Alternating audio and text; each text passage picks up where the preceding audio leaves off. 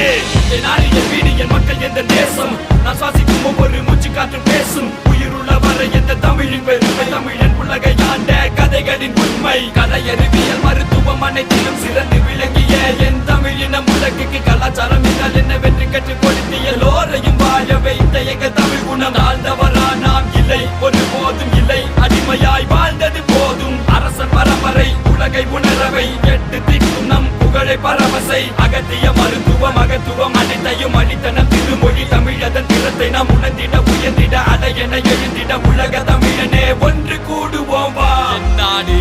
என் வீடு என் தேசம் இந்தியா என் இனம் என் மொழி என்